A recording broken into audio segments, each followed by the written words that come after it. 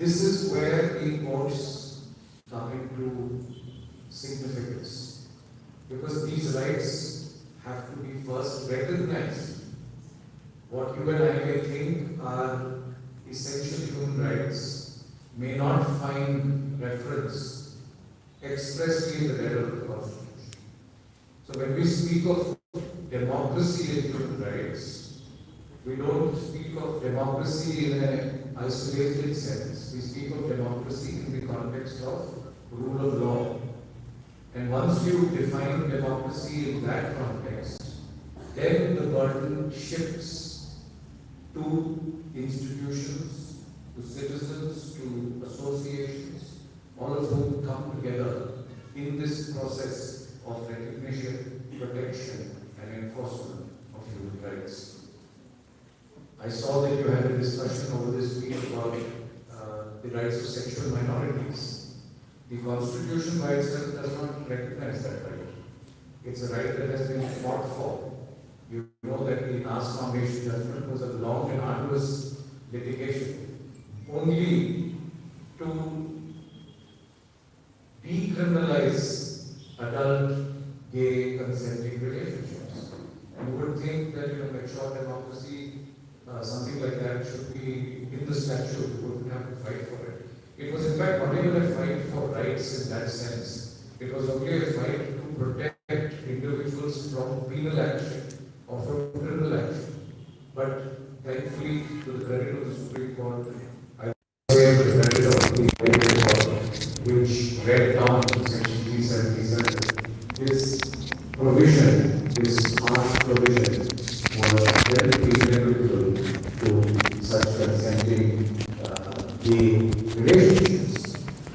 But this again was a fight for unity and for expression, and it entailed a fight through the process of the courts. I am presently part of litigation in the Supreme Court relating to hijab. I'm sure all of you are familiar with it. That too brings into focus many elements of human rights which one would take for granted but don't necessarily find mentioned in the Constitution. As I said, the right to dignity, the right to dress, the right to expression, the right to bodily autonomy. These are not rights that you find specific reference to in the Constitution, but they are rights that one inheres as being human. And they are rights that one hopes and expects courts would recognize and enforce. And it has happened. Many of these rights, the right to privacy, for example, would you not say that the right to privacy is inherent? It's part of the Declaration of Universal Human Rights. It's a very key part of that, what one would say, the universal recognition of a human right, but it doesn't by itself find mention in the Constitution. But the Supreme Court, over a series of judgments, ultimately in the Justice Putswamy judgment, has expressly recognized that right by reading it into the Constitution, reading it into Article 21. So the point that I'm making to you, friends, is that don't either assume or conflate the idea of human rights with fundamental rights or legal rights. They may not necessarily overlap. They may, and they do to a certain extent. To the extent they do, we're a good and healthy society. But I think the challenge in a democracy, and I'm speaking to you here in the context of the democratic challenges and processes that relate to human rights, it is to the extent that these rights do not overlap with the law that all of us come into focus. And a democracy that is majoritarian does not necessarily welcome the idea of human rights. In fact, most establishments worldwide, most governments, most majorities for that matter, see human rights as an irritant or as a nuisance. As we speak, we know what's happening in Iran. We know those protests are being suppressed with an iron hand. There were executions that took place last week. For what offense, if I may ask? Those were also human rights protests, human rights movements of expression, movements of gender, movements of freedom and liberty, but certainly not welcome and often crushed an iron hand. And it is in that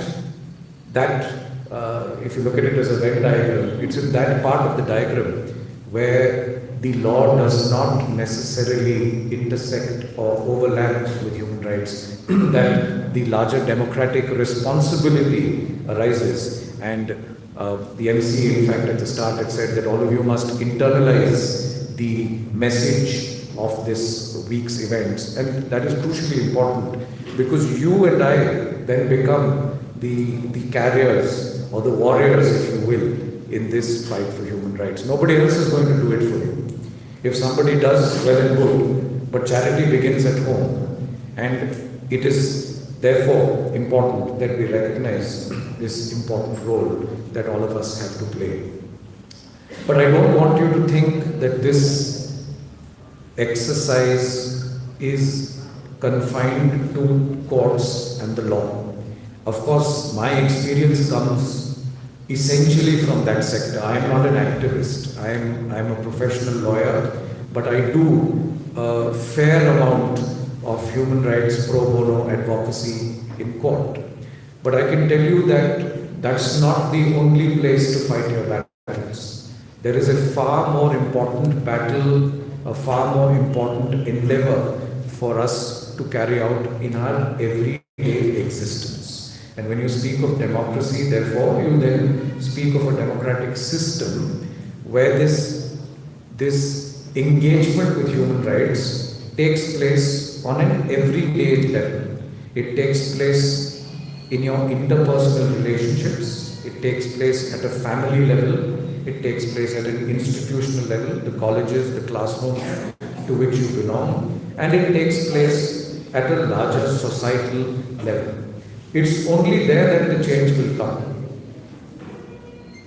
If you're going to put all your eggs in one basket and expect change to come only from the top, only from the courts, only from the government, only from the media, then I'm afraid that's going to be a losing battle. Of course, those institutions have a crucial role to play, but institutions don't necessarily run and should not run your everyday life.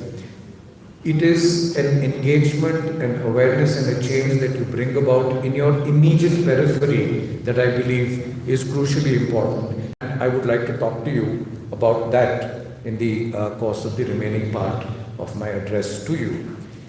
You see, when you speak of rights, especially in the context of the Indian Constitution, you essentially speak of rights vis-a-vis the state.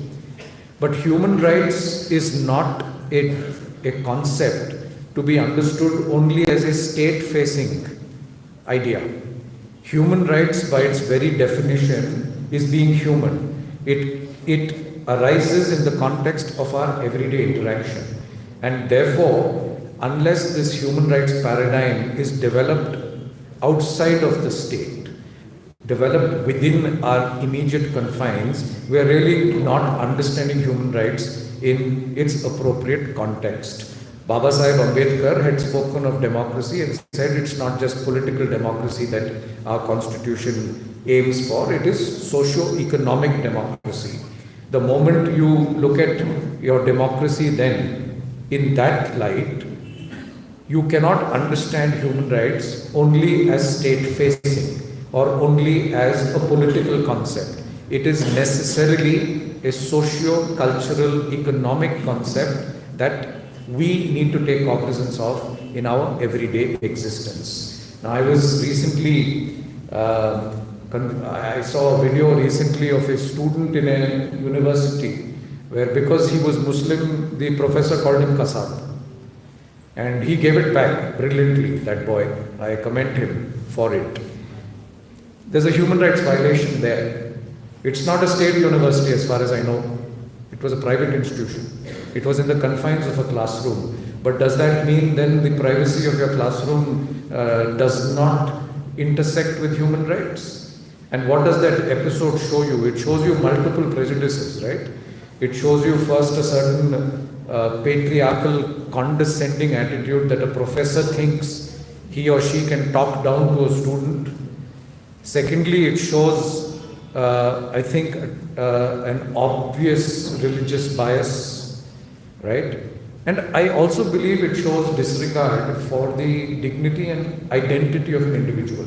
If you're going to now start speaking about northeastern friends as chinkies, or you're going to start speaking about Muslims as kasab and so on, we're going down a very slippery slope that shows prejudice. That is a human rights issue.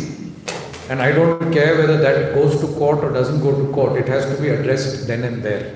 And it has to be addressed by firstly acknowledging it. It has to be acknowledged individually. It has to be acknowledged institutionally. And I'm glad that the institution in question took corrective course to suspend that. And that is the very least that would be expected from them. Look at the caste prejudices that we have in our society. Somebody shared a video with me recently where this takes me back to court, but I still have to cite it, of a judge in the Patna High Court who was hearing a case relating to a service dispute. And after that particular petitioner left the court, just before the petitioner left the court, the judge asked that gentleman, "Kya aap reservation se aaye the?" And he said, "Ji Huzur." And once he said that, people in the court laughed at him.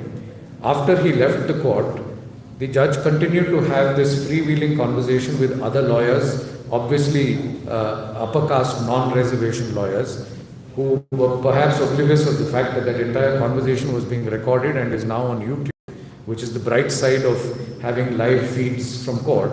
And that entire conversation was so condescending. It was all about, "Huzur, aap abhi samajh rahe hain, ye kaise aaye, aapko samajh mein aayega, kya hai standard." This whole notion of merit versus reservation, I don't have time to get into that. That's a separate lecture altogether. But what does it betray? It betrays a certain prejudice. It betrays a certain privilege that the MC referred to earlier. And it manifests itself in our everyday behavior. The Supreme Court in the EWS judgment recently said that we need to move away from reservation because we have to aspire to be a casteless society. In principle, that may be a welcome thought. But are we anywhere near that, is the question to be asked. I'm sorry, you'll have to keep the chat down at the back. It's disturbing me. Yeah, we are nowhere near that paradigm. Every day as we speak, you hear of caste atrocities, you hear of caste murders. Over what? Intercaste marriage. Somebody wants to drink water from a pot which is used for a classroom. The teacher doesn't like it, you beat the student. You beat someone for visiting a temple. I've read of cases where somebody has been beaten to death because someone from an upper caste community felt that he or she was looking at them in an inappropriate way. Where's the question of speaking of a casteless society? Let's get there then first. I want to say to you, friends, that these are societal codes. The societal code of ethics is always far ahead of the law. The law takes time to catch up. That is where democracy and human rights intersect or interface. They don't interface in court. They may ultimately interface there. They may ultimately interface in parliament. They may ultimately interface in an election or in the manner in which you vote. But they first intersect at a human level in the environment that we live and work. And that is where they are tested. That is where I believe they also evolve. And our societal codes have moved far ahead of the law. The law has had to catch up. Child labor was accepted at one time. Sati was accepted at one time. Slavery was accepted in the US at one time. Denial of franchise for women was accepted at one time. These are all human rights issues. They were societally and socially accepted practices at some point in time, right? But they were found to be not compatible with the idea of human dignity. And the law had to recognize that and try to course correct it. It's not that the law brought the change. The law was reacting to what society found as being inadequate. And that is where I see a young audience. I'm glad to see this. And I really do hope that you will develop this consciousness. It takes time. I didn't have it. Yeah, I still work on it. I still work on trying to do away with my prejudices, to try and be more inclusive in the way I think, to be more understanding and empathetic. Don't fault yourself if you don't have it, but please make sure that you're not coming from a place of prejudice. We've all had closed minds. Work on opening them. Work on understanding disability, gender, sexuality, religion, caste, expression. Work on it. You may not be comfortable with it to begin with, but the more you accept, the more you understand, the greater service you're doing to human rights. That is human rights and democracy. In fact, it is literally human rights and democracy because it is prevailing at the basic denominator, which is people to people. And that is the societal aspect that I believe is important. Don't, as I said to you at the start, conflate human rights simply with fundamental rights, simply with the idea of enforcement, litigation, courts. No, that is one subset. But the greater set, I believe, is our everyday interaction. The Constitution of South Africa, from which we have, I believe, a lot to borrow and follow, has recognized the idea of fundamental rights even in the private sector. We've not gone that far. Where we are having conversations now as we speak about reservation in the private sector. We know how much blowback there is on that front. But at the same time, you also hear of the private sector going to town speaking about being inclusive, about diversity, right? Corporates have boards and panels on diversity. They pride themselves on it. Today, if you have to be regarded as a global leader, as an MNC, you're not going to be judged only on your turnover or on your infrastructure. You're going to be judged on your inclusivity, on the way you think. The way Elon Musk thinks about Twitter, I don't think sets him very high in the global pecking order. So your ideology, the principles and the value systems you bring to your establishment are what define you today as being leaders in your sphere. That's human rights and democracy. And therefore, when we speak of this this idea of diversity, of inclusivity, we're really speaking here about mutual self-respect. I said to you that society is often far ahead in the idea of societal norms and ethics, but not necessarily so. Right? I was thinking about this topic yesterday, and I was reminded of a time when I was, I think, at the Dubai airport. As you know, is like a glorified mall. And there was a porter service that was basically somebody who polishes your shoes. This well-dressed gentleman in a suit who polishes your shoes for some 20 dirhams or 10 euros or whatever. There's nothing illegal about it, but there's something not dignified about it. At the same time, it's a source of income for somebody. Where do we stand on something like that? It's very clear what the law has already ostracized as being illegal. But we're also then walking a thin line when it comes to certain societal practices which may be legal, but may not be compatible with the ideas of dignity, of individual dignity. Where do we stand on that? And this is only an example. We're going to be tested about this every day. We know manual scavenging happens around us every day, right? I would say this. We don't again need to get into the debate about whether it's legal or not. I think we need to look at it from the perspective of dignity and how we approach it. And this is a very important facet of our private existence also, which is how we look at class, how we look at labor. How do you treat people who are economically not as well off as you are? I think that is going to be a very, very important indicator, especially in Indian society. We are becoming more and more classist. I think our middle class is slowly dissipating. The rich are getting richer, the poor are getting poorer. The middle class is drifting towards, I wouldn't say poverty, but towards being lower middle class. This is going to now test where we stand on the human rights graph or indicator How do you deal with and relate with people who work around you and more importantly work for you? Are you happy sharing your meal with your maid? Are you happy having a coffee with somebody who drives for you? That will tell you and me where you stand on human rights. I was staying with a friend in, just turn that off please. I was staying with a friend in Twickenham, close to London, and this gentleman, his name is Paul. Paul retired as a senior customs officer in the British government. Two things from his life have stayed with me. One is he's somebody who works with his hands himself. This is not something we like to do, and especially the rich in India don't like to do. They think it's beneath them to fix a puncture, to clean a kitchen, or to go plumbing, or to go gardening, unless of course it's a hobby of sorts. With Paul, I saw that he enjoyed working, and he enjoys working with his hands. He was available even for his neighbors if they wanted their garden fixed. He's a sailor. He was happy to go and fix somebody's yacht. He was happy to go and fix a neighbor's picket fence. Not only was he comfortable working with his hands, it also showed that he was not embarrassed to do it.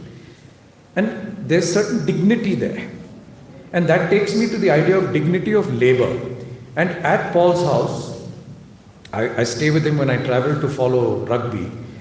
The morning of a rugby match, he had a plumber visit him to fix some plumbing issue at his house. I suppose Paul couldn't fix it himself. But the conversation that Paul had with this plumber was one-on-one. There was no hierarchy there. Nobody was talking down or looking up to the other. The conversation was about the rugby match in the evening. I think England was playing South Africa, and perhaps the plumber gentleman was South African. And there was banter and conversation like there would be between friends. And that showed me, and it was not contrived. Nobody was working on it or trying to be nice. It just showed dignity of labor, and it showed dignity of relationship and understanding between two equal individuals. That is human rights, that is democracy, that is the fine illustration in my mind of what really human rights and respect for being human is. And I hope that we will all carry that spirit going forward from this. I want to conclude by saying one thing which brings me back to my practice. I don't want to talk about myself, but I only use this as an illustration. Just day before yesterday, I appeared in a case before the Supreme Court, which was a death sentence case, where the accused had been convicted and sentenced to death concurrently by the Sessions Court in Madurai and the High Court bench in Madurai. And he was convicted and sentenced to death for the rape and murder of a 7-year-old girl. And I appeared for the accused in the Supreme Court. That execution of that sentence was stayed. Somebody sent me a link to that report, which was carried on some social media platforms after that. And I saw how I was being trolled for it. Not only I was being trolled, the bench was also being trolled for saying, don't you have a conscience? Do you not understand justice? Do you not realize the hardships of a victim, etc. And I want to give this message to those of you who want to get into human rights advocacy. When I say advocacy, I don't mean that only as an advocate. I mean advocacy in a more generic sense. That it's not going to make you popular. You're more often than not going to go against the tide. And in a case like this that I'm doing, I'm conscious of the fact there is of course a human rights expectation to justice from the side of the victim's family, and that has to be fully respected. But there is also a human rights expectation from the side of the accused. I am not here to certify him as innocent or not. I do know that an accused, especially in a death sentence case, deserves a full hearing up to the Supreme Court. Kasab got it. And anybody else in that position deserves it. And let me also tell you, just because somebody has been convicted once or twice over concurrently, it doesn't necessarily mean it's final and absolute. Just 2 weeks ago, you must have read of the case of the Gross Bombay rape case. The accused, 3 or 4 accused who had been sentenced to death, have been acquitted. It's not just that their death sentence has been converted to life, they have actually been acquitted by the Supreme Court, and the Supreme Court is getting a lot of blowback for it. Now, that's not to say that the Supreme Court condones rape. That's not to say that the lawyers who appeared for the accused condone rape and murder. No. In fact, many of them in their own right may be activists, feminists, but the rule of law, democracy that you speak about, also then requires fair play. And it doesn't mean you catch the next person on the street and throw them behind bars and say, oh, our social conscience is satisfied, somebody is convicted, let us hang him. That is maybe Iran, that's not India. Right? And this is something I've said before, when we celebrate fake encounters, we are diluting rule of law.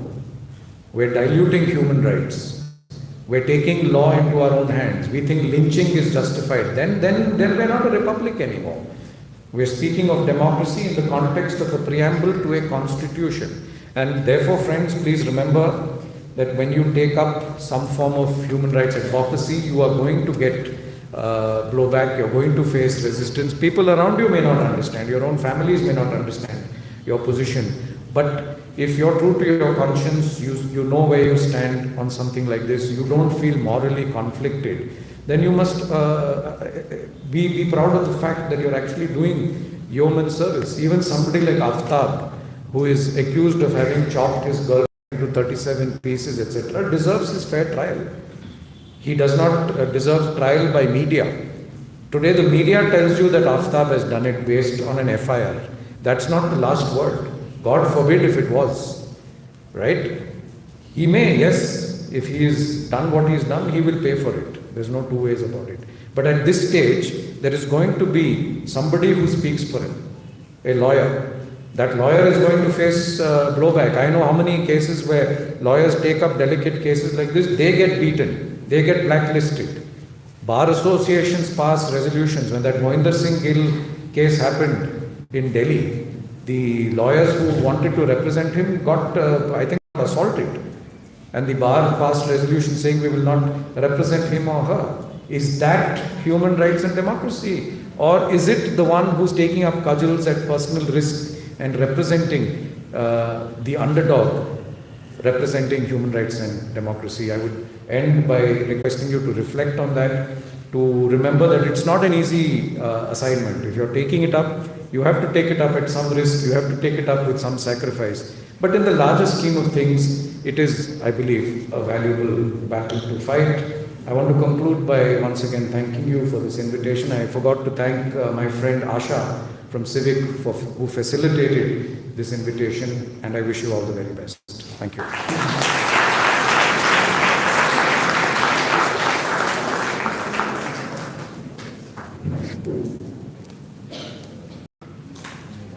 We thank you, sir, for your impeccable words of wisdom this evening. Now, we celebrate this Human Rights Day by means of a cultural program. We request everyone present on the dais to please take your seats in the front row. We call upon stage our first cultural event of the evening, a dance performance by the students of St. Aloysius College.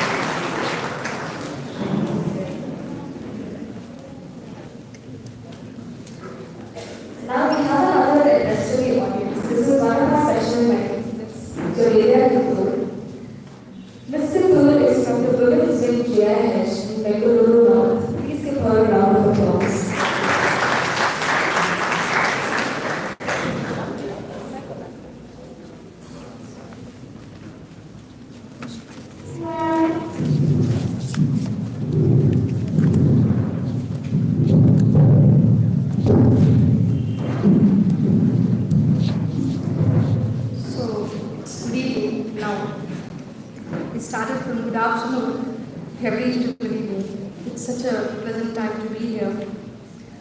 My English is a bit up and down, so you should adjust. My schooling was in Urdu medium. Well, honorable chief guests, respected dignitaries, and the young ladies and gentlemen.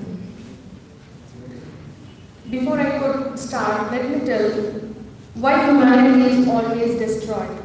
My study, my research and the survey have made me, for the particular conclusions, based on 4 things, the humanity has been destroyed and challenged. The first is language. Second is caste. Third is religion. And fourth is racism. Definitely we have seen, due to the region, so many wars have been happened. And the language is just source of medium, communication, mode of communication, where we express the thoughts and feelings. But anybody can kill anybody to make sure that my language is superior than other. And caste, we are seeing that, the discrimination, comparison, and everything which we are seeing now, it is blindfolded what we are facing in our country. UDHR has done an excellent job since from decades. First of all, I want to congratulate and pay tribute to all the superheroes who helped a lot humans to be a humanity, to enjoy the natural laws. I even congratulate the heroes who are working hard since from past 10 days, inside, outside, including me and myself. Because we are standing here to protect, take and take action, to bring slavery to freedom, inequality to equality. Education, promoting, and even serving the society, women, men, child, everyone. We are working for human rights, but my question to the gathering here, are we doing truly, honestly? Because human rights starts from our home. Do the rights of women in our home are addressed? A wife has been given freedom to speak. A husband is given to act. The child and even old and everyone, individuals' right. The dignity, what our chief guest just stated so many things regarding the constitution and democracy. I'm overwhelmed knowing so many things. We know many of the points were added by the chief guest. Now, what I want to tell is that for what exactly we are working here? We are working for humans' self-respect, dignity, emotions, and even the security of own individuals' rights. But if you see the whole past, and even today, whenever we are very strong to take action against the evil, the causes which are happening against the humans are always put into the very bad phase. And I feel that directly or indirectly, the evil is inheriting the poisonous roots in the society and among the people. I believe that the minority issues in our country and worldwide is due to the lack of affinity. This is my first point I mentioned, due to the lack of affinity and the major parent media. Once there was a time that media was a medium of peace, harmony, and present injustice. But now the media is bringing up the division, hate, fear, terror, and terror environment among the people, among the minorities, among the citizens, and among the humans, where we are suffering here. I just want to, before I could move to my next point, I want to just narrate one story. My sister, she stays in Dallas. She completed her grocery shopping and she came to the counter. A stranger, he came and he asked, is that the country where we belong, the people are killed for eating beef? And he asked, He just cross-checked and he said that your home, your country is safe back at home. Does your people are safe? She said, I was ashamed. I was ashamed where our country is going and what are the impact and effects we are showing.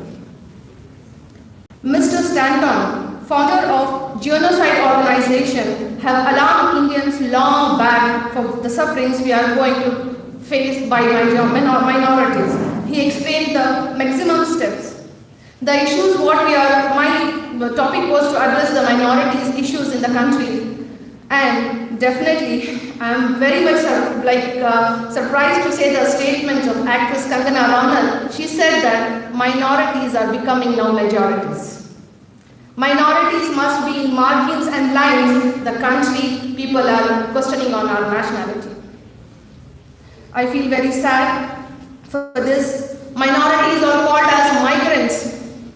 Minorities are blamed for forcible conversions. Minorities are blamed for love jihad, land jihad, everything. The dirty politics, hate speeches and gladiatorial fights, unnecessary wasting debates on the TV against the Dalits, Christians, Muslims and Sikhs. Humans are getting drained, I myself, trust me. Humans are getting drained and history is used as a weapon for hate, anger, revenge among citizens. Now what we are working for? We want to help humanity, definitely. As Chief Guest said, you are the warriors and the warrior, everyone who are standing against the violence of warriors. Helping against the warrior, standing against the warrior violence in our country for the minorities leads to the death. I would not forget to refer the 2003 Mr. Pandya's assassination. Dear girls and boys, now, I just remember one dialogue from film, Nanga nahayega kya aur nichodega kya. Is it not? We as Indians without job, without source of income, after pandemic, loss of money, loss of businesses, then where and why we have been blamed and why we have been always targeted as minorities? Our skills, talents, everything have been questioned. Minorities' business are brutally destroyed. Provokings have done a lot. The many fake news, lies, and evidences have not provided. Baseless things have been forwarded through media. Minorities, institutions, religious places are questioned. I do remember as a child, my father also was a social activist. He is no more with me, but I feel proud that he have taught to respect and that each religion's work and worth. He said me once, there is only one persons who work selfless services, who have given the education to the country, who have built the vocabulary, English vocabulary of Indians, and who have made the burden better in the country to make the economy or the Christian missionaries. The selfless service, the hospitality, what they have done, the tremendous job nobody can do because they are living for the sake of a God and for the sake of a humanity. Where now, my roots belongs to Hooghly. One of my friends, she called me and she said that Pastor Soman from Hooghly, a day on the Mass on Sunday, he was attacked by the group of the people. And when he called the police for the help, the police did not help. He was jailed for 12 days. And I tell you, it is a much alarming thing for us to think that the person, the father's daughter and wife alone, 9 years daughter, they were indirectly, directly spoken harsh things and even tortured, taunts, so that they have been still in depression. Where we are belonging, what we are doing, I would even not regret to remember now who wants to speak for the humanity, who spoke for the humanity, and she is no more, Dr. Gauri Lankesh. Minorities, Muslims have no choice. Shakespeare's dramas, Kadal, love, Preeti, Prema, Pasam, ella poichi, because we don't have the right to love. I think they are removing everything from our dictionary. It is really painful. Falling in love, isn't it? In any religion, any caste, any category. It is a play of eyes and heart. Even that also have been taken by us. The struggles of minorities in country are increasing day by day. See, as I said you that, the Dr. Stanton, he referred particular steps that has been gone through. When we see the books we have referred, if you, I think I would say that in youth to go to the that is Genocides Left to Tell, that was a book beautifully written where you can have a complete reference of human rights. And the one lady who have lost, what is that? Left to Tell, the book name is Left to Tell, the lady's story was genocide in Rwanda. So this is the exactly things you should be knowing. No, but I feel very sorry, the youth is busy in reels and Instagrams, unnecessary time wasting things. That is also a major issue for us. Now, the main thing I want to address is that the humanity has been like how they are doing the things. See, the day the human rights have started to work for humanity, their emotions, their sentiments, their efforts, their freedom, the speech and the things whatever they are doing, they are struggling for the same way someone underground, they are preparing how to collapse all these thoughts and emotions. They have classified us. Think, this is not this year's or yesterday's, it is a very long back plan which have classified us into religion, races, caste and even in groups and all. We have symbolized and discrimination have done at the schools and everywhere. Think dehumanization. The groups of people, organizations have given all the guns, everything. You know, just I want to mention one thing. My daughter, she's studying in 6th standard. My friend, she visited from West Bengal for a Bharat Jodo Yatra when Bangalore Rajiv Gandhi sir has visited. I'm not with any politics groups, but just as the social activities, and we always make sure that some cockroach going and we'll put inside our pant and we start dancing because we want to help people. So that was my condition. She called me and that day I left my home and went out. My daughter, she came and they discussed upon that my mom has went because of some Bharat Jodo Yatra. You know, the 6th standard French did not speak to her for 2 days. She said, you are from other thing. The exact Bharat Jodo is all Hindus making from India to Sudan only by BJP, Bharat Janata Party. 6th standard girl, what the hate media is creating. Isn't it? The revenge, all sort of categories have been potentialized in the small children's assistance from the home. She said, Rahul Gandhi is doing Bharat Jodo Yatra. I don't know. But my issue is of minorities. Let me talk about that. Media is playing a very, very important role spreading hate. Now here it is an alarm sign. Not to worry, because we are the people of faith. We are people who believe God. We are the people who see that someone is back of us. We are accountable. Isn't it? So here, without playing, but we are at the final preparation that all the plan is done and conspiracies are on action. Worst channel propagandas about Islam and Christianity, I tell them honorable doctorate on Quran and Bible, Mr. Arnab Goswami and Sambit Patra. So this was all the things we have seen, we are seeing in our country.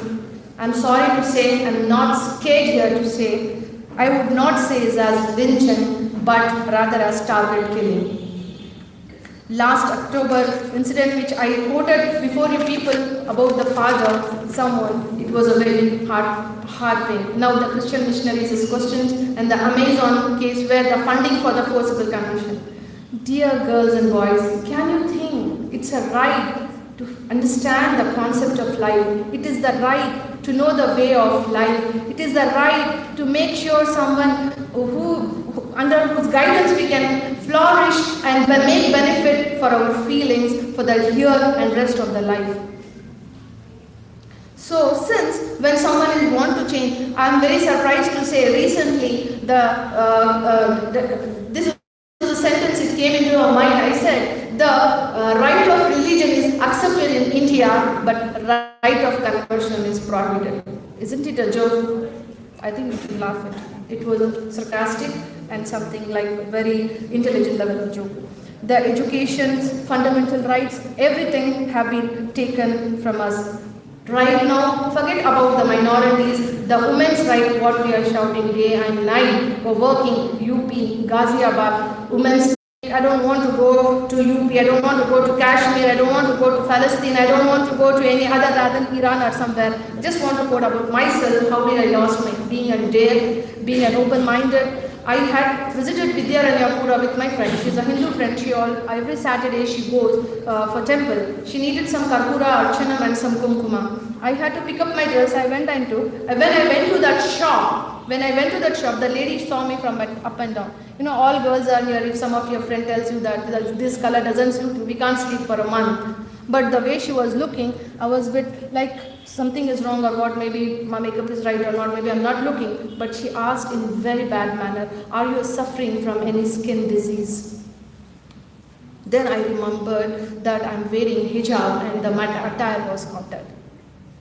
I'll tell you, I was scared to wear next day while going out. This is how they are attacking our psychology. They are attacking our emotions.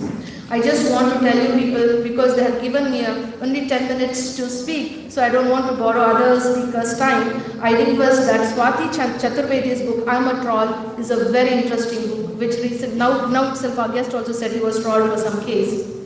Swati Chaturvedi's book, and it is Jugarman Publications. Please do read this book. It's very interesting, and how the communication have utilized in the country for minorities case. I just want to tell that we are working as a human rights activists. So we don't want to fight, we don't want to kill, we don't want to shout, we don't want to scream, we don't want to degrade ourselves, our values. Instead of that, we can use the Hawaii therapy of correction mistake, that is Honopono. I just conclude my last my words by telling this thing that there was a Hawaii airport where there were all criminals and psychological disturbed, very bad kind of people, criminals were in jail, and it was in a hospital, mental hospital. Many doctors and sisters were used to come and they used to run away, otherwise they were killed by the patients. But many psychologists used to come, they started researching, doing everything. Then after a time, the Hawaii doctor, the doctor was placed by name, the doctor by name Ilahi Kep was placed for there. Then he said, I need a room, and the room was provided. And he said, I want files of all the patients. He was inside the room, he took all the files, he sat there. 4 years later, there was no jail, there was no patients. People inquired about that. He said that daily he used to take and keep their photos and tell, it is not your mistake, it is our mistake. You are very good, you are very generous, you are very kind, and the same way the patient's mental conditions started improving. This is what we have to do. The best and final thing is that we should start trusting ourselves, trusting our guts, so that we can take the thing only towards the peace, love, harmony. Thank you very much for inviting me and giving me an opportunity to speak. Thank you once again.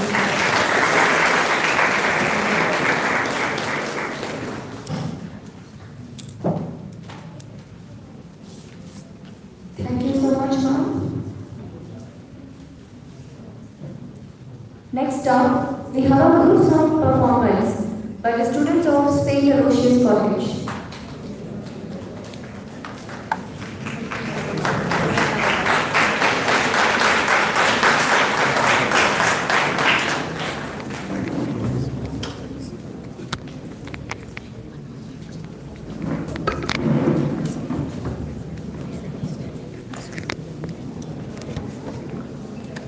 One more part. Enough, huh? Okay.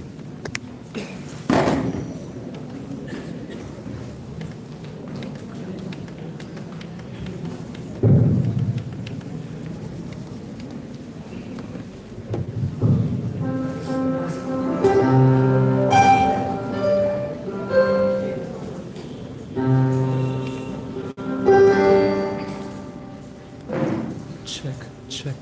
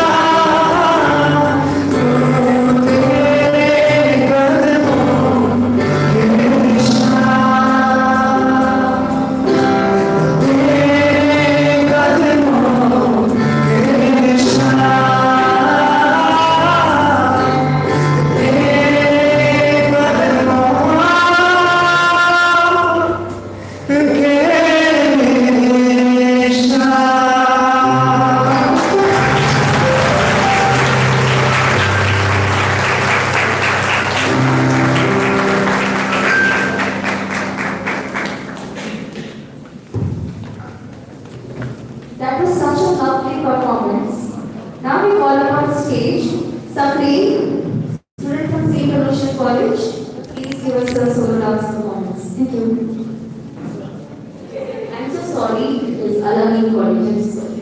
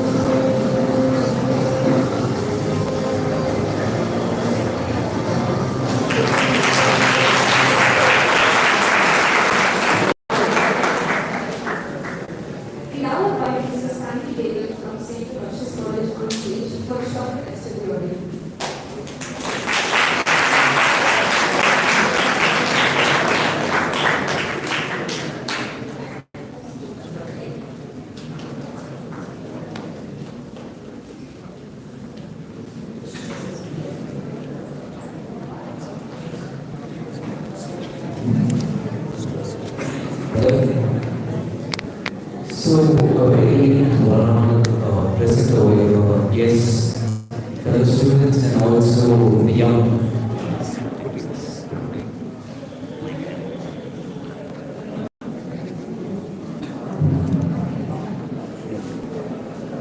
Yeah. So, guys, can I have your attention for just a few minutes? Because, guys, yeah. since it's a young crowd over there, I can understand that all of you are a bit distracted with the things that have happened over there, and it's a very long evening, you know. Because even I have been in that position, and from there I've come over here. So first I'd like to thank God and also the organizers for giving me this wonderful opportunity to come and have a small talk today. So I won't be taking much of your time. Just two things that I'd like to stress upon today. So the topic that was given to me was the role of youth in human rights. So if we take the theme for this year, it's Yuva Hakka, that is the rights of the youth. So when I was contemplating on what I should speak over there, I stumbled upon this interesting and beautiful quote by Samuel Ullman, you know, which says, "Youth is not a time of life, it is a state of mind. It is a matter of will, a quality of imagination, and a vigor of emotions." I'd like to repeat, youth is not a time of life, it is a state of mind, it is a matter of the will, quality of imagination, and a vigor of emotions. So what I'd like to take from this quote over there is just two things. Youth is a state of mind. As you see today over there, the mind of youth is either distracted. It's distracted from many things over there. But what is truly the mind of a youth? It is immature and it is filled with curiosity. And how does, an immature mind become mature? It is only when it gains experience. Take me for an example over here. This is my very first talk that I am giving to a young crowd. And I feel, I feel nervousness. And at the same time, it's curious because I've never been invited to give a talk. And what I like to share is, in the state of mind, we have fear. The youth of today have fear. Because, I like to just give a small example. When I was on stage over here, I wanted water, but then I was thinking, should I take that water or no? Is it wrong? No, it's not wrong. The water is kept there for me. But then there's this thought, what would people think if I take and drink the water? The same thing happened when I went down. What would people think if I use the washroom? So that is the fear that we have today. Rabindranath Tagore talks about the mind where there is no fear. But in today's context, does the mind truly do not have fear, and is it free? Because if you take today's reality over here, we can comfortably say that today's world is being marketed to us. You can see that, let's take media outlets and various things, okay? Today's system is catered so that the youth are interested in a lot of other things. When we talk about, human rights itself, many of us do not take particular interest in human rights. Human rights is a boring subject to us, and many of us who are seated over here are only here for the internal marks, to be frank. It's only that rare few of us who are sitting over here for the interest to learn something new. So if you want to change, then that mindset has to change. And that is why when the state of mind a youth has to have is, he must learn to gain experience. He must know what is right and what is wrong.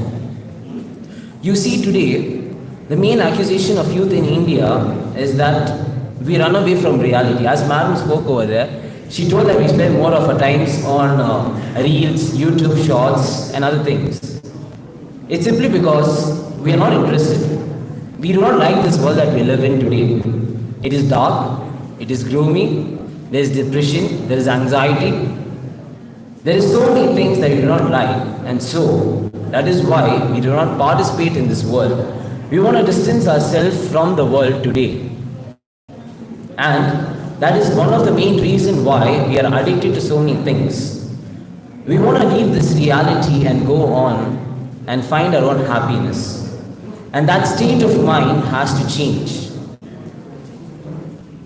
And for it to change over there, what do? The first thing is we gain knowledge. We are young. That means we have a lot of time in our hands. What do? See, let's take an example of today. Many of us have come over here to attend the seminar. Through that, we gain so much of knowledge.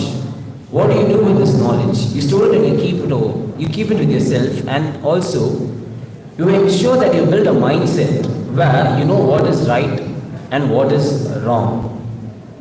And what do you do when you get to know what is right and what is wrong?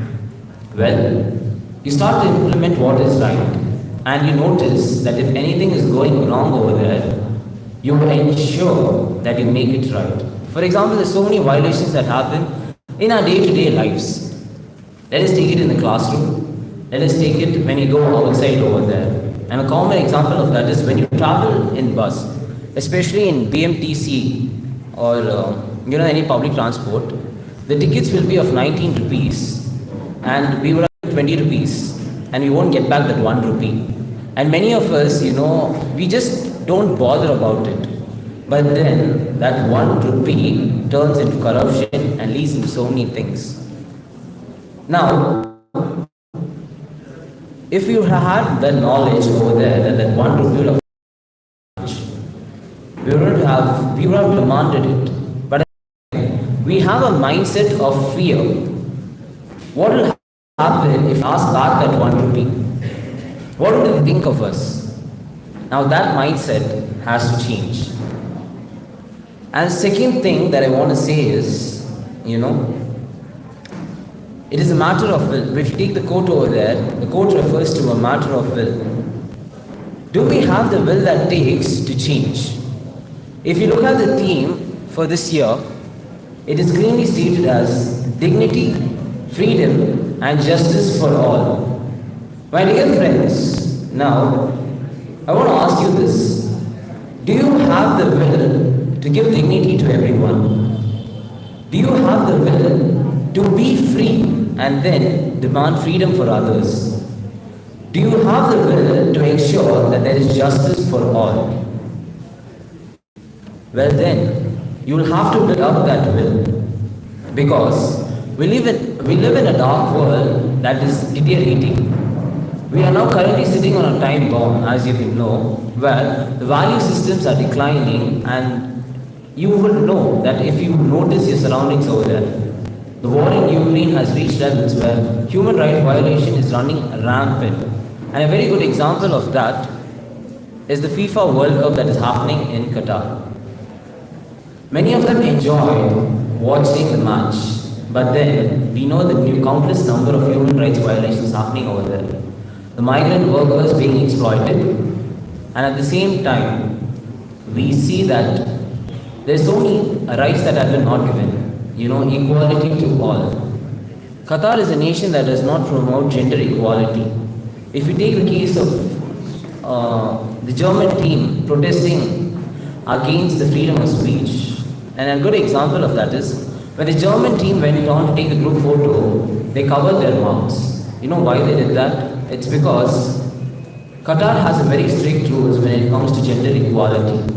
And since they're not allowed to wear an armband, which is, for pride, they wear this pride armband that promotes, gender equality for all.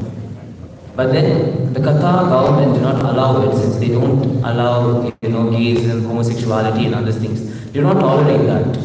So what did the German team do? They closed their mouths in protest because they didn't have this freedom of speech. And it's the same thing that we face today over there. Many of us live in fear and we do not exercise that right. Many of us, if we have to be frank over here, youths of today have lost the means of protest. We don't know how to protest. We don't even want to protest. If anything is going wrong over there, we know that there is a judiciary and they will take care of it. But then we don't want to ensure to do our part in ensuring that there is justice. There is wrong happening in the management level. What do you want to do? We don't protest. At the same time, the management and other high authorities and administration do take, advantage of this. And nowadays, you see that the governments have become very, how do you say, they've become dominating. Youths of today are oppressed in a way in which their freedom of speech is declined. And we must take note of that and ensure that we get our own rights. Does that mean that the youth of today are sleeping? No. There have been many instances in which we have, gotten our rights and we have protested. People will not forget the protests of Sterlite Factory, Jallikattu, and etc., where the youths have stood in the frontiers protesting. Rights, Nirmala case, there's so many cases in which youths have taken it forward. And now, with the ever increasing technology, for example, information regarding rights and how to preserve rights, and even information is spread through social media. You have various accounts that promote information. So what do the youths do now? Okay, so my time is up. The only thing that I want to do is just read this small quote for you guys. That is because the person who said this quote is a prominent, youth empowermentalist, and he had a vision, and his vision was for 2020, which I think so we, the youths, have failed. So I hope that you all take this quote and fulfill his vision. Where there is righteousness in the heart, there is beauty in the character. And where there is beauty in character, there is harmony in the home. There is order in the nation, and when there is order in the nation, there is peace in the world. So, as our role to protect human rights, let us start it at home. Let us protect the rights of our mothers. And then, as we move out into society, let us protect the rights of girls, women, minorities, oppressed. And then, as we move forward, let us ensure that we are able to demand our rights and have an equal world in which we take interest in the world that we live in and live a life that we all want. Thank you.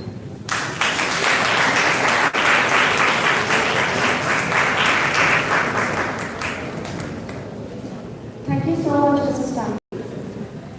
Now we call upon stage students of St. Aloysius College for a mic.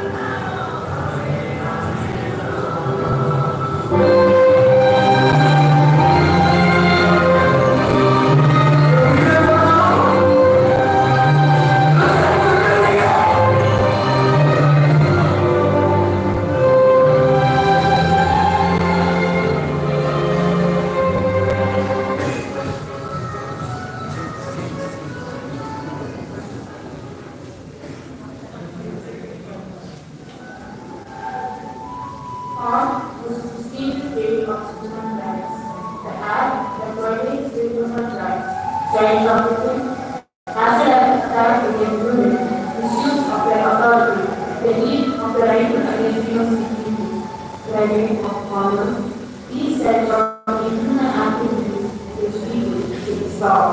On this day, we must name our items, right, for everyone.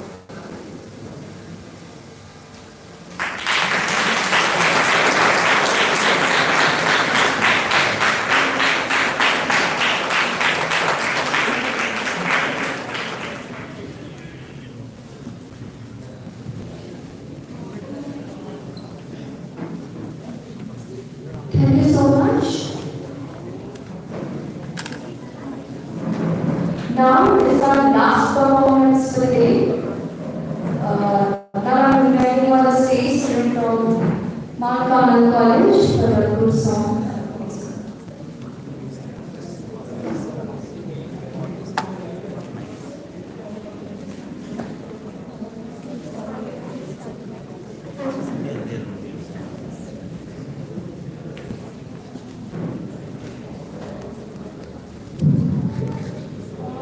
Yeah, take this also. On it, on it.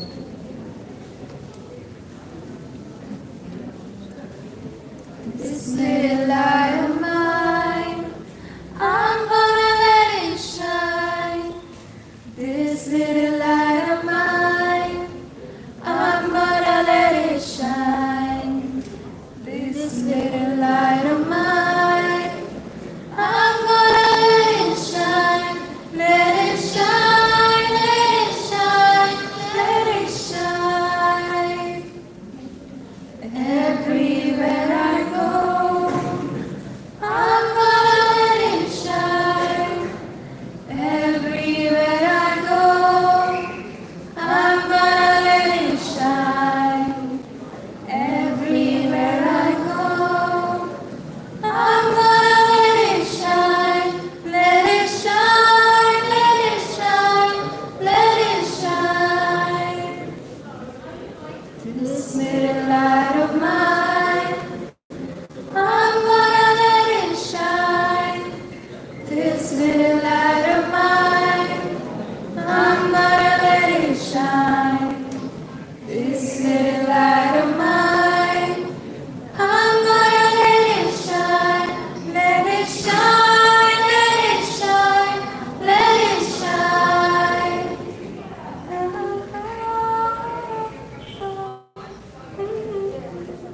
Thank you.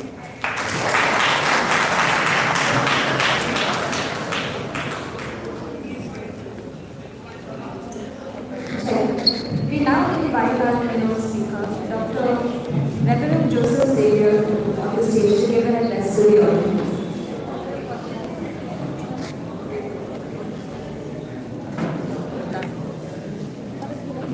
Not this.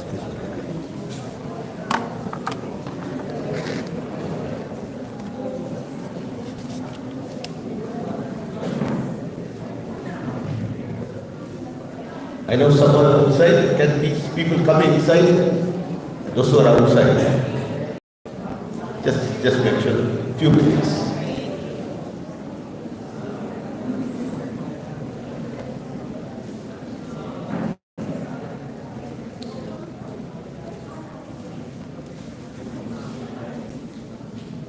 Those of you who are outside, can you come just for a few minutes inside?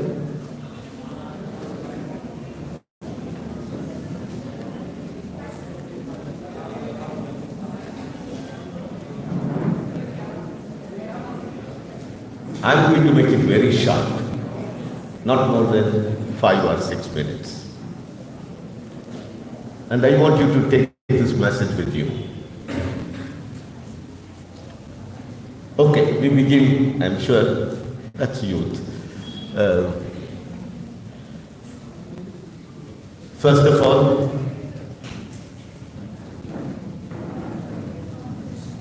with due respect to Aditya Sodhi, Jivelia Kittur, Stanley, David, and my dear student friends, I want to thank you for all these 10 days. This has been a tradition in Bangalore. Number of colleges and NGOs come together to celebrate the human rights. And true to that spirit this year also, I'm particularly pleased 7 different colleges and number of NGOs came together to celebrate in a diversified manner. And I want to assure you as we conclude the 10th day, today's International Human Rights Day, ISI, Indian Social Institute, Bangalore is your space. ISI as a training center for nearly 60 years has been shaping, molding the minds of youth, orienting them to engage in a different process. This is part of the process. Today as we are celebrating, and I mentioned on the inauguration day, as the United Nations Human Rights Commission has invited us to launch a campaign in the coming 1 year on dignity, freedom and justice for all. This is going to be a 1-year campaign. So we don't stop here now and come back on December 1st next year again to celebrate. But how are we going to take this campaign forward in very many different ways? That's the challenge that's before us. And I was particularly happy with Javeri, who mentioned about the Rwandan genocide. I happened to visit Rwanda and the neighboring countries because I was working as Deputy International Director of Jesuit Refugee Service, where we work nearly 60 countries all over the world. As I was traveling by car, my African companions showed me a number of places and they told me these are all the graves of Tutsi minority tribes. I just narrate one small incident. In one particular school, there were a couple of Tutsi students staying, and the majority of them were Hutu tribes, because that's where the clash took place. The Hutu tribe from outside came, the students who were really enjoying as one without knowing the difference between the tribes. The outsiders came to know there were a couple of Tutsi students there. They forced the Hutu students to identify who they are, because you can't make out who the Hutu is, who the Tutsi is. But finally they managed to identify them and massacre them. Those students have erected a memorial coming together. We condemn this. I saw this with my own eyes. I was surprised that this could happen, such a poisonous thing could happen even among the young students. And I connect this story with what's happening in India today. And I want to drive home only one point. We are talking about dignity and freedom, justice for all. And the basis of this is inclusion and diversity. Inclusion and diversity. And that's what most of the speakers were emphasizing on this. On a lighter vein, let me say this. Some of you must have watched or still enjoying Vadivelu's jokes in Tamil film. In one of the films, Vadivelu will say,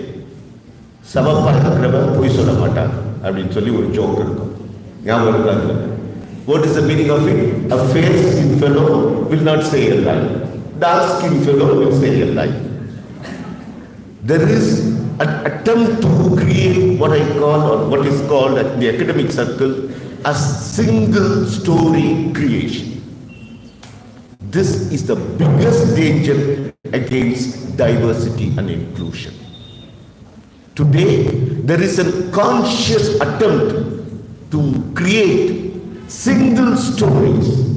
What do we mean by single stories? What is the implication of it? That's the thing I want you to understand. And the challenge is to break these single stories. I would go back to our own Jesuit institutions, St. Joseph's, Loyola, whichever, Bombay, St. Xavier's, Kolkata, St. Xavier's. 20, 30 years ago, the stage will be filled with only Western music, and you will see only the fair-skinned people, because that's where the education was reaching. Today, we have broken all that. You hear not only the Western music, but Parayatam is heard. The folk music is heard. This is truly bringing the inclusion into the whole process. In the process of single story creation, what the current regime are trying to create is to divide the whole country as we and they. We and they. And the next step is to label they as the enemy of the country. Please understand the logic. We and they as the enemy. And the next step is that we have the right to kill they, not just right to kill, but with impunity. You have the right to kill.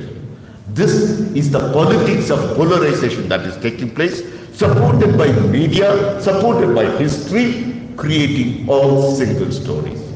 That is how today we are labeling every community, be it Muslims, you have one label. Christians, another label. Minorities, another label. Women, another label. Dalits, another label. Adivasis, another label. Northeast people, another label. Disability people, another label. Transgenders, another label. All these people are being othered by creation of a single story. And you know what the single story is. And that is what they are trying to promote and propagate across by building a majoritarianism to destroy all diversities, all inclusion concept. This is the biggest danger that this country is facing. And ultimately they are saying no to the other, no to diversity, no to inclusion. This is the biggest danger that we are facing. How are we going to bring this single story is the biggest challenge. In that context, I agree with you, many of us are with social media, but you can use the social media effectively to generate multiple stories.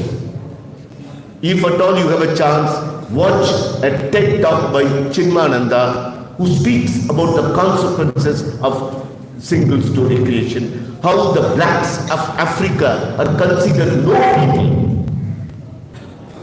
The challenge is for diversity and inclusion, and it is time to bring all sorts of single stories. Condemning, labeling, destroying, killing with impunity the other is the biggest challenge that we face.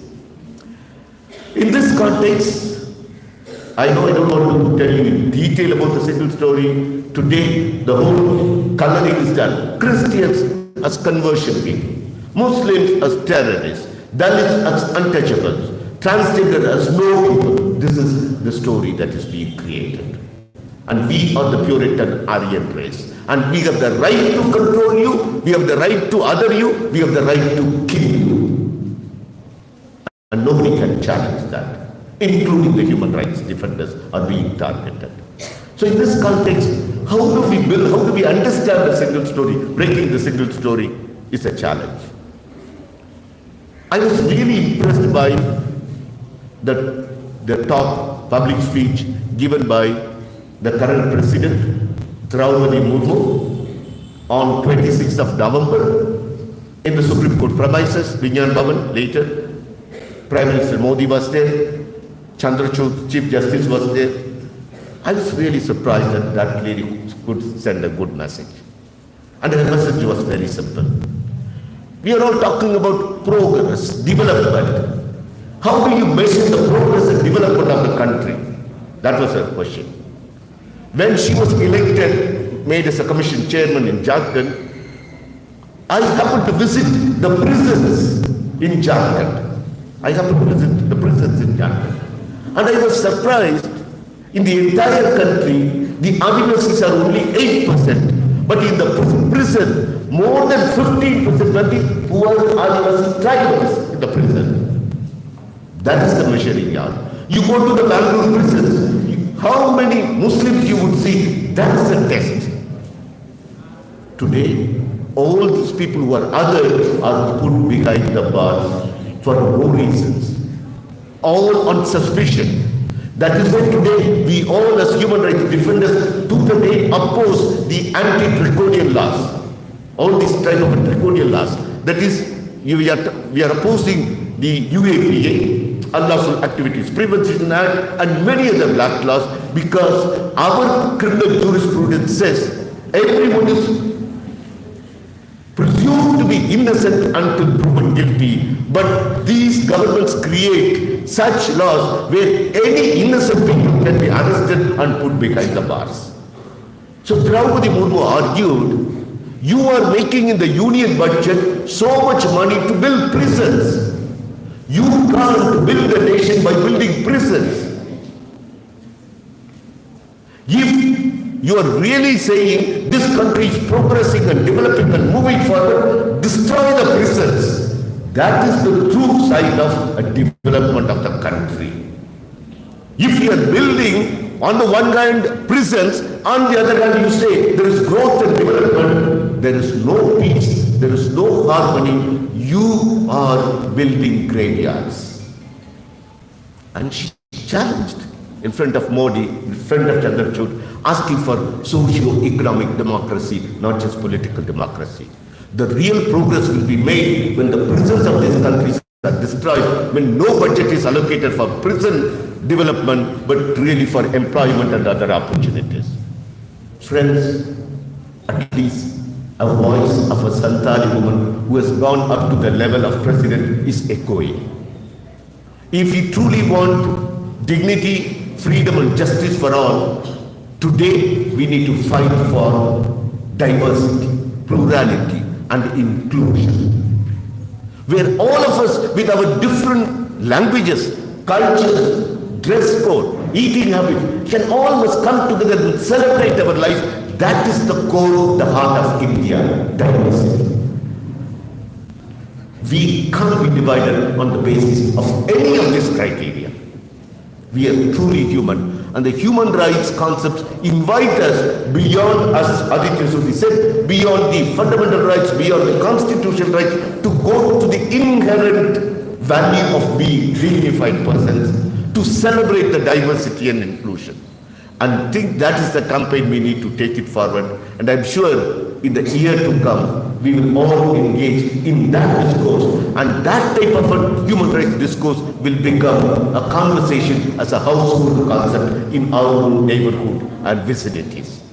If we can be truly faithful and generate this passion, that is the only way we can counter the majoritarian single story as an agenda.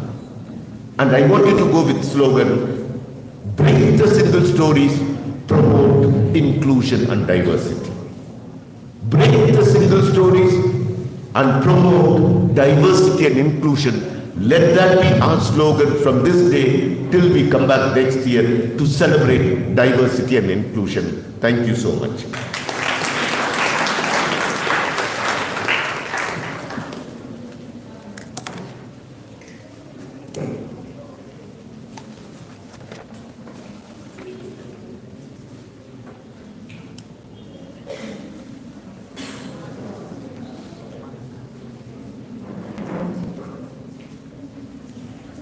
Thank you so much, sir. In addition to those of us who have come together and organized this event, we believe that in good faith, it's time we announce the youth that have won in various competitions held by organizations across the past week. We now invite our core team members from Sikkim organization.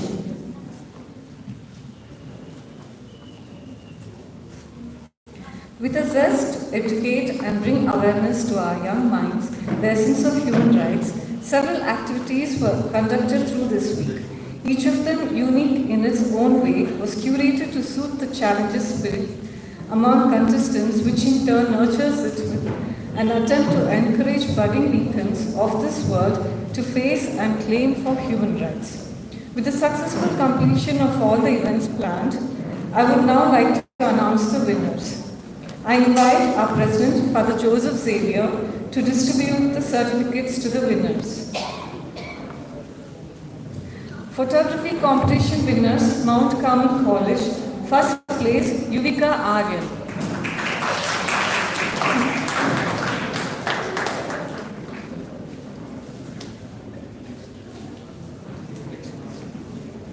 Second place, Rupa Bhaskar.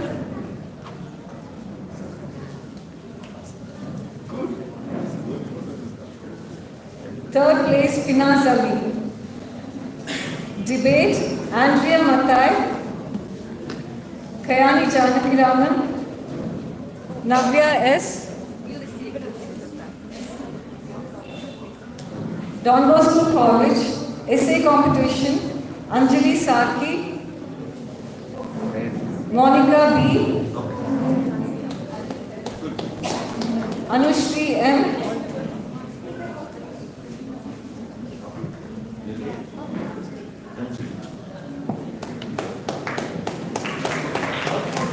Drawing competition, Agil CM.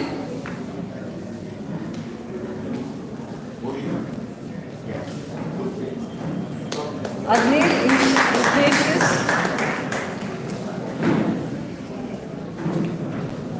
Aisha. Agil.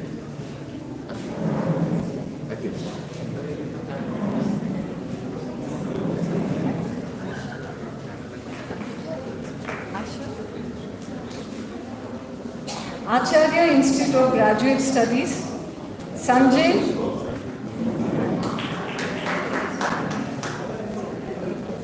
Sanjay.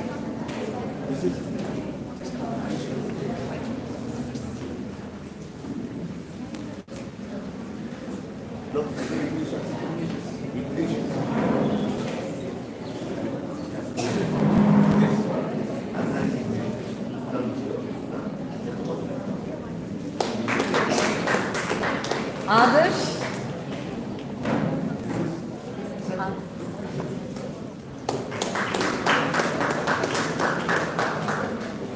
Santosh.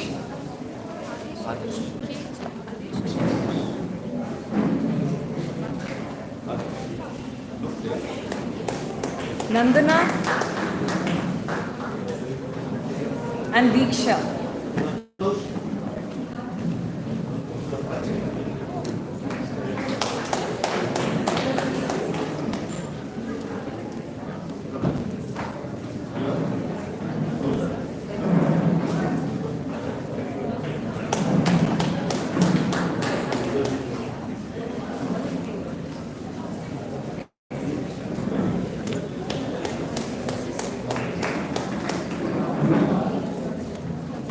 Thank you, Father. We request Dr. Mirshad Rahman, Acharya Institute, collect the winner certificates for the students who are not present here. Thank you, everyone.